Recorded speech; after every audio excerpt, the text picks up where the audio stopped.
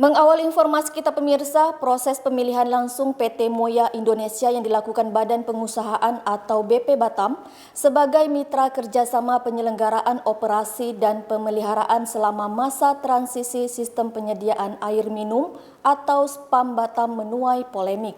Memberikan secara transparansi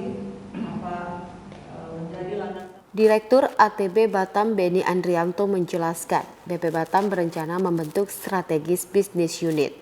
Untuk kelancaran tujuan tersebut, BP Batam melakukan proses orientasi sejak 15 Mei 2020. Namun, pejabat yang dikirim tidak cukup aktif tidak sesuai rencana. Perlu diketahui pada Mei lalu, BP mengundang ratusan karyawan ATB di Stadion Tumenggung Abdul Jamal. BP Batam berjanji akan merekrut seluruh karyawan ATB untuk masuk dalam SBU yang telah dibentuk. Kemudian pada Agustus BP Batam melakukan proses pemilihan langsung.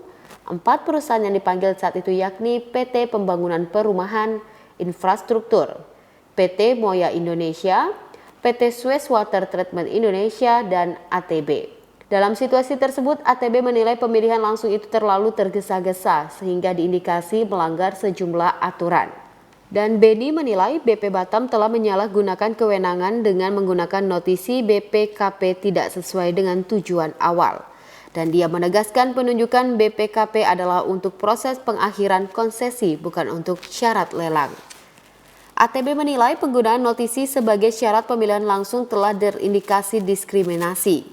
Penunjukan BPKP secara sepihak juga dinilai mencederai perjanjian konsesi antara ATB dan BP Batam. Menurut Beni, dalam perjanjian konsesi disepakati bahwa penunjukan pihak ketiga untuk melakukan audit harus berdasarkan kesepakatan kedua belah pihak.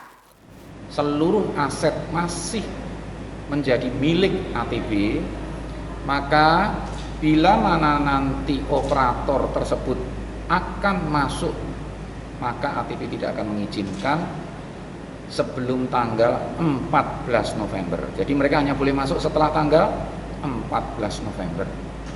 Dengan demikian, kami menyampaikan agar BP Batam perlu meninjau kembali agar proses transisi peralihan dari ATB kepada calon operator yang baru itu dapat dilakukan sebaik mungkin agar tidak mengganggu pelayanan kepada pelanggan. Hal ini mengingat bahwa kami tidak mungkin memberikan izin kepada operator lain untuk mengoperasikan aset kami sebelum hak dan kewajiban dipenuhi. Oke, nah itu kira-kira gambaran secara umum yang saya sampaikan pada siang hari ini. Semoga saja BP Batam bisa memperhatikan karena pelayanan air adalah segala-galanya sehingga masyarakat tidak terganggu. Mungkin itu yang bisa saya sampaikan. Wina, Tim Liputan TV Kepri dari Batam mengabarkan.